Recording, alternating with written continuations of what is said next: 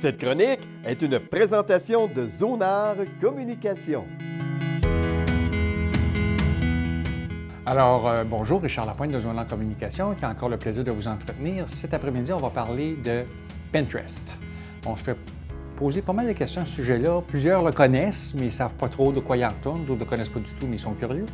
Alors, je vais expliquer rapidement de quoi il en retourne. Pinterest, dans le fond, c'est une collection personnelle d'images ou d'illustrations qui nous intéressent. Ça vient de l'anglais pin, to pin, épingler, et interest, intérêt, ce qui nous intéresse. Alors, chaque tableau représente on peut créer des tableaux sous forme de thème. Je vais donner quelques illustrations tantôt. Par exemple, cuisine, recette, plein air, mode masculine, enfin, peu importe ce qui peut vous intéresser. On peut en créer plusieurs, il n'y a pas de limite comme telle. Et quand on importe des images, l'image garde son lien d'origine du site sur lequel elle a été prise. Alors, si on clique dessus, on tombe sur le site, comme par exemple, on veut épingler une image de recette. En cliquant sur l'image, on va se retrouver sur le site où est la recette. Un exemple. À quoi ça peut servir? Parce que c'est pas tout de ramasser des images, il faut que ça ait une utilité quelque part. Alors, la principale, une des trois utilités, dans le fond, c'est trouver une inspiration pour des projets, décoration, cuisine, enfin, peu importe, aller chercher des idées, tout simplement. L'autre élément, c'est garder une trace de site qu'on a visité et qui nous intéresse. C'est un genre de signet, dans le fond, qui nous permet de retrouver les sites qui présentent un intérêt pour nous.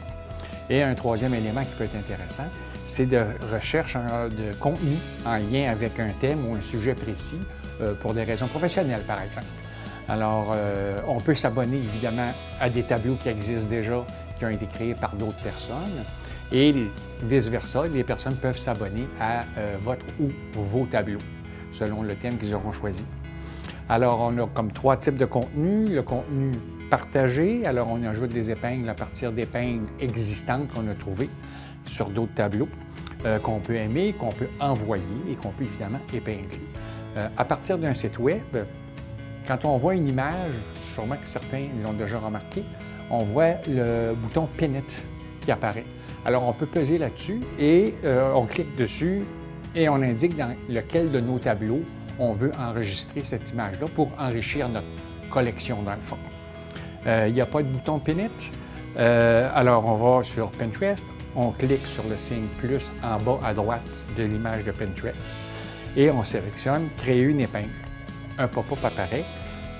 Je retourne au site qui m'intéresse. Je vais copier l'URL, donc www. etc. Et je vais le coller dans l'endroit indiqué dans le pop-up, dans le tableau de mon choix. La procédure n'est pas tout à fait évidente, ça ne saute pas aux yeux, mais on apprend rapidement là, à la saisir. Ça va quand même bien. Pour vous rafraîchir la mémoire, pour prendre le temps peut-être de lire, vous pouvez consulter l'article qui a été publié dans le blog de Zonar à l'adresse qui apparaît dans le bas de votre écran. Alors, connectez-vous et amusez-vous. Questions, commentaires, Richard Lapointe, Zonar Communication. Merci.